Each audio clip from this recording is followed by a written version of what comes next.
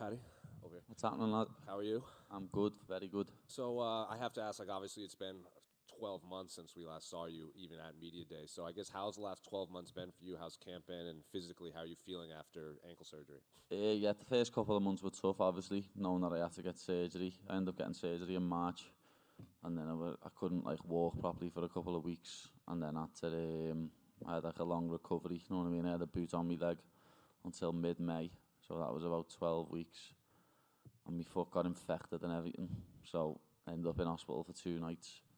It was a rough one, to be honest, lad, but at the end of May I got married, so everything perked up from there, you know what I mean? The second half of the year's been much better.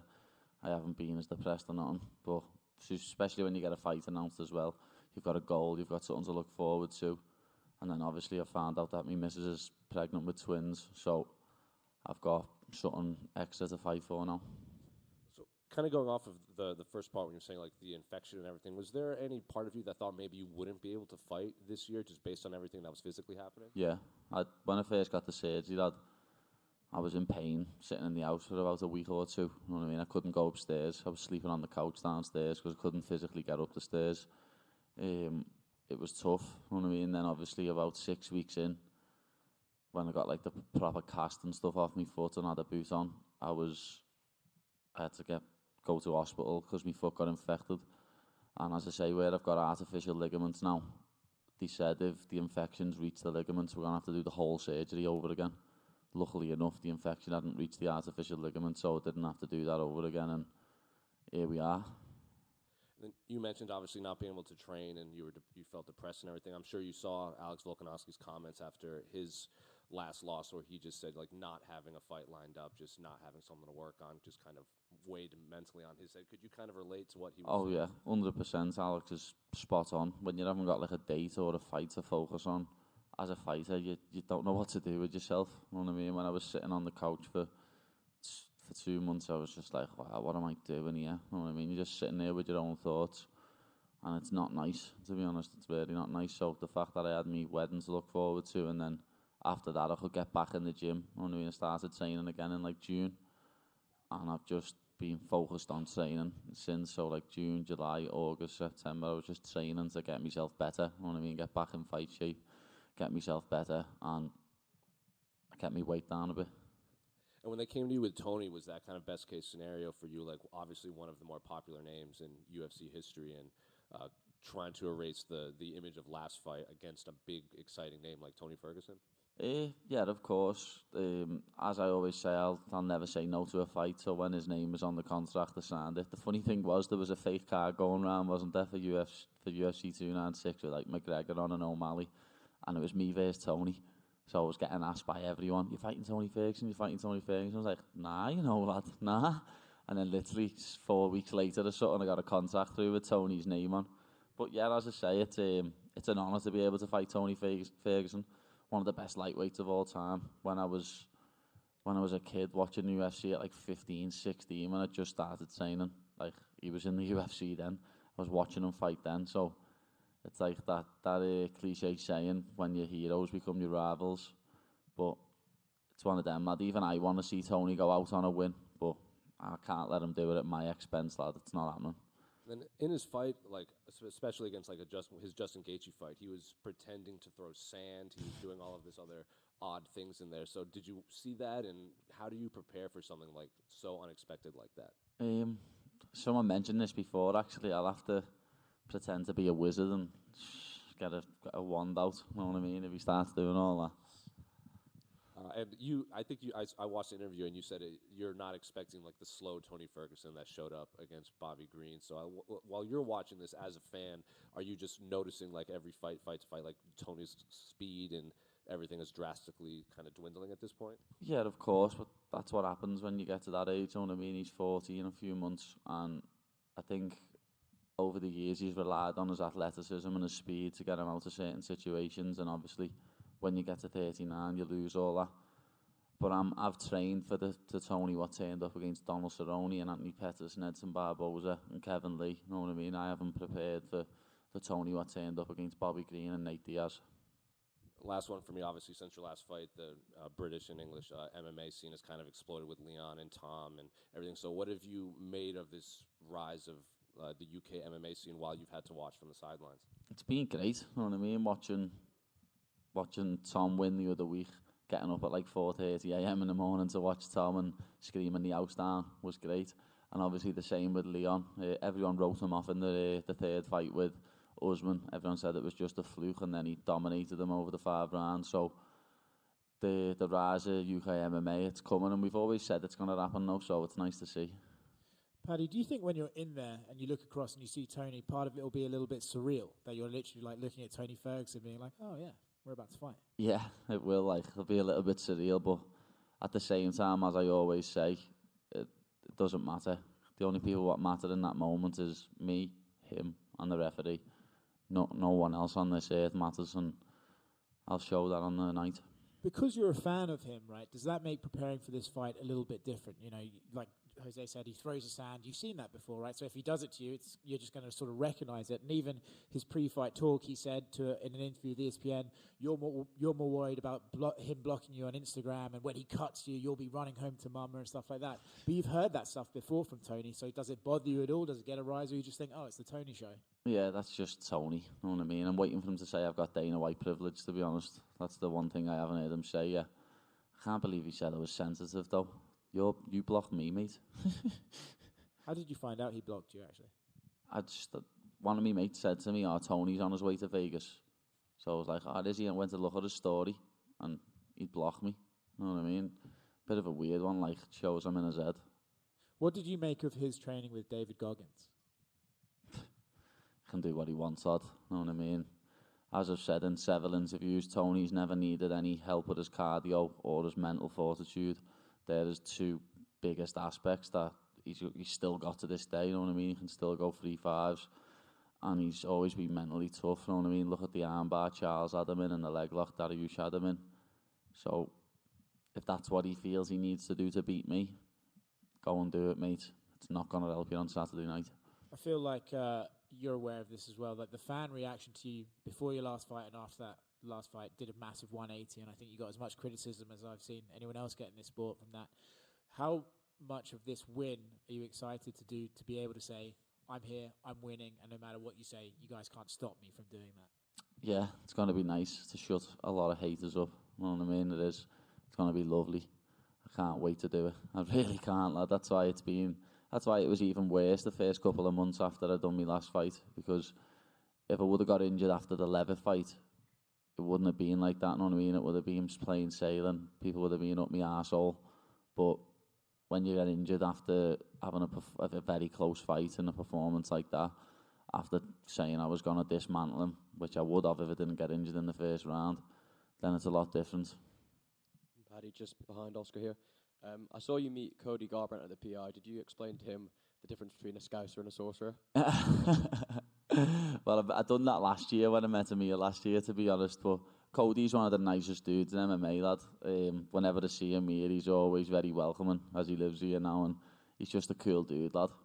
And you sharing a card with Ian Gary for the first time. You both sort of made your debuts a similar time. What are your thoughts on him as a fighter? Do you think he could be a champion? Yeah, he could, of course. Like, that welterweight division's wide open, especially if he beats Luque. He'll go into the top 10, or he's already in the top 10. He'll go higher up in the rankings. Finally, you got called out by Dylan Dennis. He wanted to make his UFC debut against you. Is that one you'd welcome if he gets if he gets signed, lad, let's do it. You know what I mean? He fought Logan Paul and threw about 6 punches.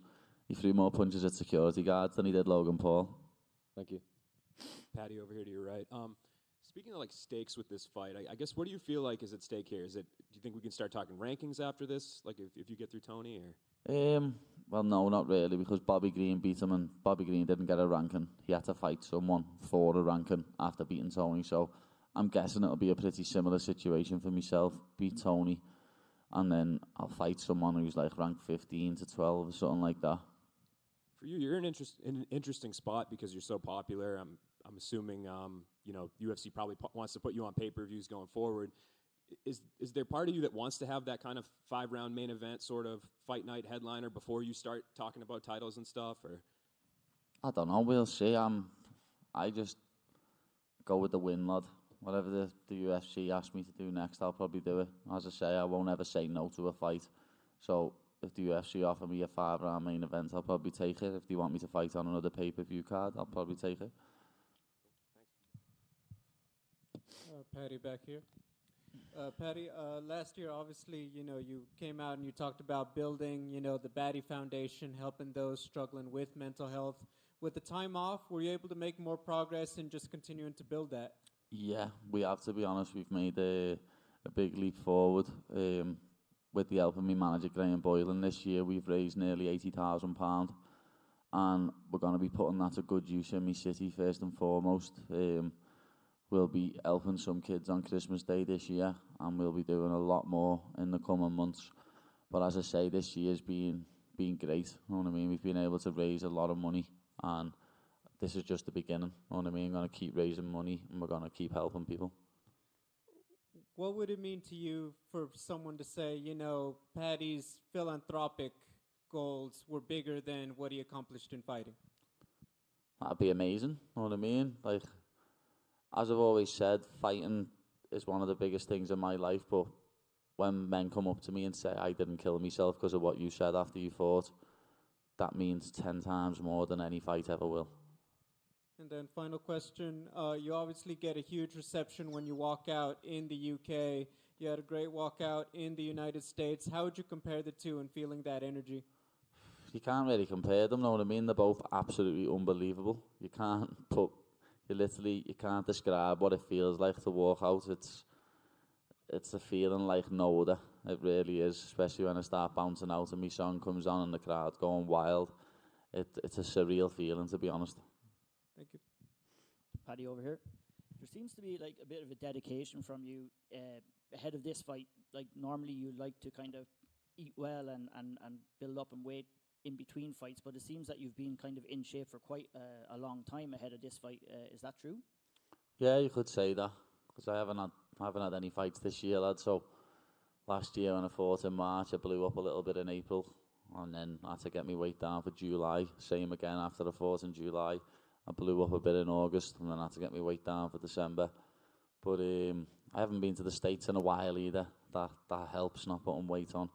But yeah, I got married in May, and my weight was quite low for that. So, hopefully I can keep my weight down from now on, but I'm not just going to do it because dickheads tell me to. You know what I mean? If I want to keep my weight down, I'll do it because I want to do it.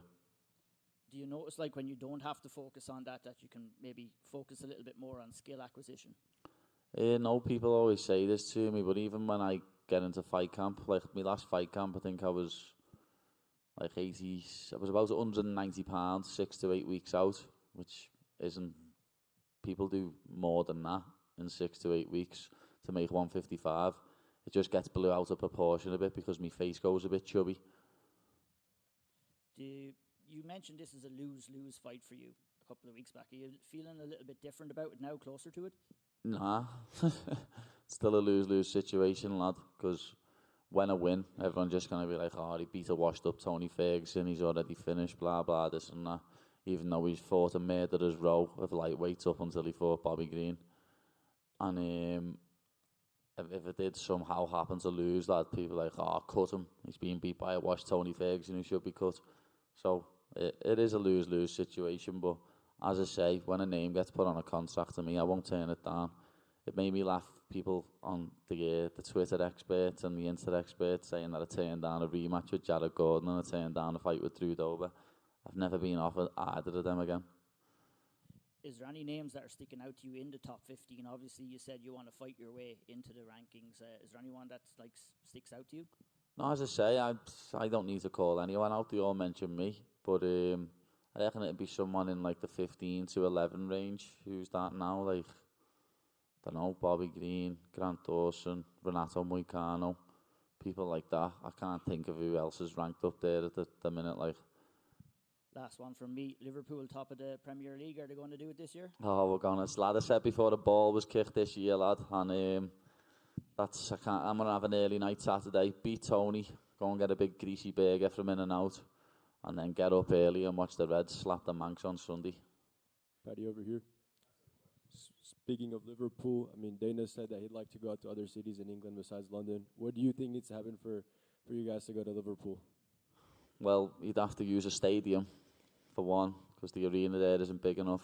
And I know a couple of people at Liverpool Football Club now behind the scenes, and they've said they're happy to accommodate for it. You know what I mean? So summer 2024 or 2025, well, I can get Dana in touch with the CEO of the club, and he can get it sorted. One of the biggest crowds you've ever seen, be about 60-something thousand with the seats on the pitch. And obviously, you've became a big star inside the promotion, but if you were to headline an event at Anfield, is that like the moment where you sit back and say, I've made it?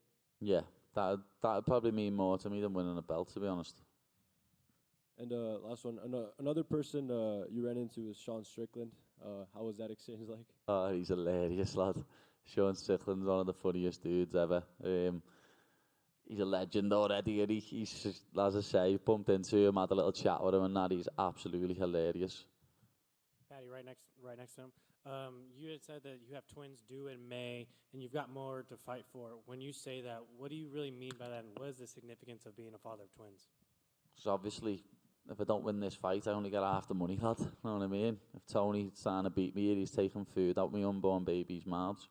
So that's not happening. And everyone says, like I've always said to people, getting your hand raised in the cage is the best thing in the world. Nothing compares to it. And like the only thing that maybe could compare to it is watching your children get born. And I'm going to have that times 2, lad, in a couple of months. So I can't wait to meet my little baby girls, and they'll be in the venue. They'll be in the venue watching in my wife's stomach. So it's going to be a good one.